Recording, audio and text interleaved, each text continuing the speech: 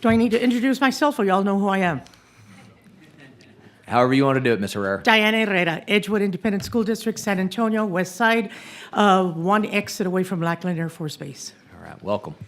I taught there 30 years, and then I taught 8 years at Our Lady of the Lake and 2 years at UTSA, University of Texas. I'm starting with the old teacher side in me.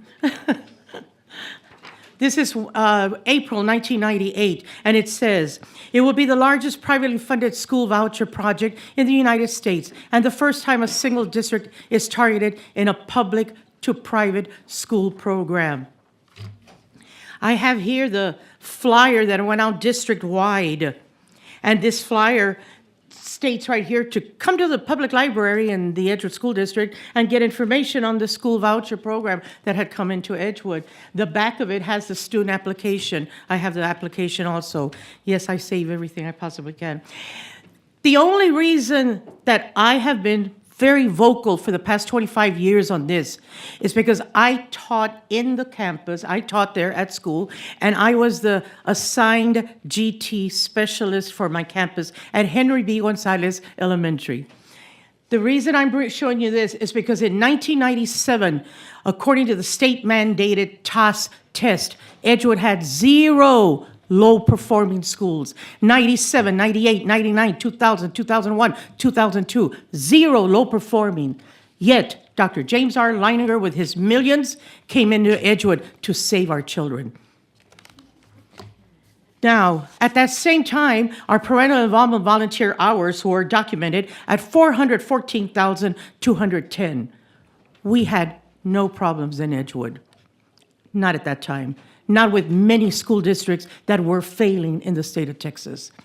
I have the letter here that said, "Dear parent, grandparent, or guardian," this is 1998. Now the outside, because I got to see them as the kids were receiving them, as the parents were coming to school to show them to us, and it said, "To the parents of Joe, to the parents of Mike, to the parents of Helen," but not Angie. You see, Angie was special ed, and she had special needs.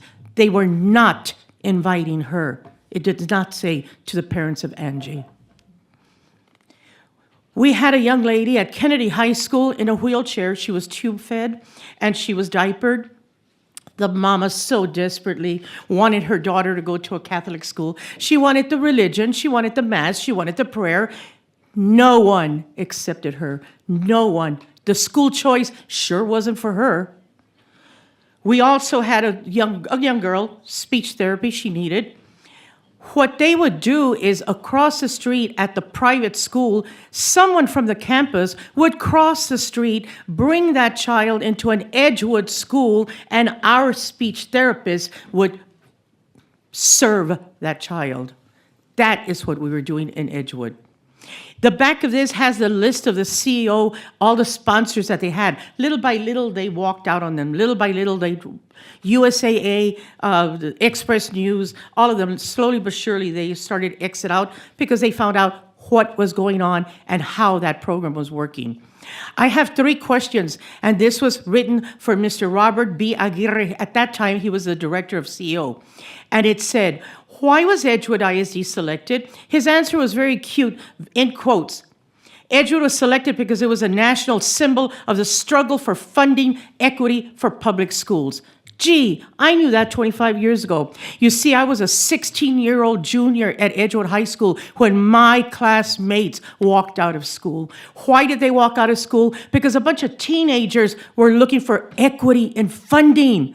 And I just heard someone talk about Robin Hood and recaptured money. Still, every odd year, I'm waiting for our legislators to vote on this. The next one says, "CEO, are we going to meet with the Edgewood board, the trustees, the administration?" "No," he said, and I have his quote. "Will the CEO meet with a town hall meeting with Edgewood residents?" "No," Mr. Aguirre said again, and I have his quote also. I have the letter here with the CEO, the foundation, to Dr. Noe Sauceda, who was our superintendent at that time, and it says, "Later this week, we're going to be releasing information. Should you have any questions?" Why? You've already said no to us over and over again.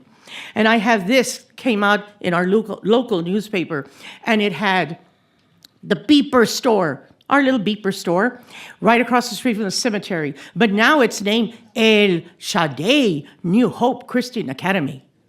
Well, El Shaddai was at our little strip mall with a shoe store and the restaurant and the grocery store and the barber shop, and everyone in that vicinity, everyone in that area were filing lawsuits. No, were filing complaints because the kids were screaming, yelling, and running the entire day. No one at that voucher school was an educator. They didn't have a curriculum, and they were not meeting the needs of any of the children.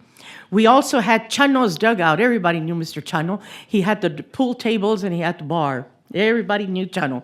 He had a long fingernail and big old mustache. Anyway,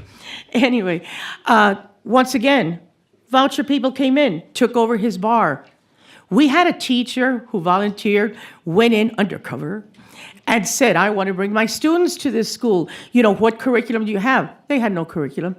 Well, who here is degreed? No one was degreed. As a matter of fact, we then found out, and I'm going to use the word that was used locally in the newspaper and the news. They were carny people. The carnival people had come and taken over that Chano's dugout. 2 stories, 3 stories. Joe, and I heard someone mentioning this. Joe had 3 kids. He had been paying for private education for the time that his kids were growing up. He found out that the CEO was coming in with a privately funded voucher of $50 million for the next 10 years. So he went ahead and he put his children under his mama's address, and he was able to take advantage of the CEO's voucher program. We had a young lady that I had gone to the same high school with her, and I gave her the list. Here, I said, look, here's the Texas legislators during spring break. Do me a favor and call everybody and tell them no to vouchers. And she grabs me, she says, Diana, I'm for vouchers. And I'm looking at her because she's a neighborhood kid, and I'm looking at her, I said, why? She said, because our minister says that if we go with vouchers, we can have a new church built. And I looked at her and I said, but you have an identified gifted child in elementary, and you have a high school student, a child, in high school. This minister is going to serve their needs? And she said, yes. He said he'll work with all our kids. Is he degreed? Curriculum? Certification? No. But Diana, we're going to get a new church. I held her hands because I understood the pressure that must be put on so many people when it comes to their religion and their beliefs. My G2 students, my gifted identified students, returned the following week, 3 weeks after that, because they were not meeting their needs. The bell curve from one end of the spectrum for my gifted kids to the other end for our very severely at need special ed students, their needs were not being met at all. We had David. Oh, let me tell you about David. He was defiant, difficult, disruptive. Very smart. Ms. Herrera, can you... Last one. This is it. This is the last one. That's what I thought. I got you.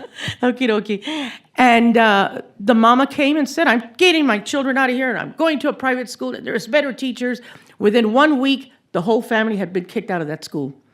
2 weeks later, the mama goes to drop off the kids, and they escort her. Come here, we need you inside the office.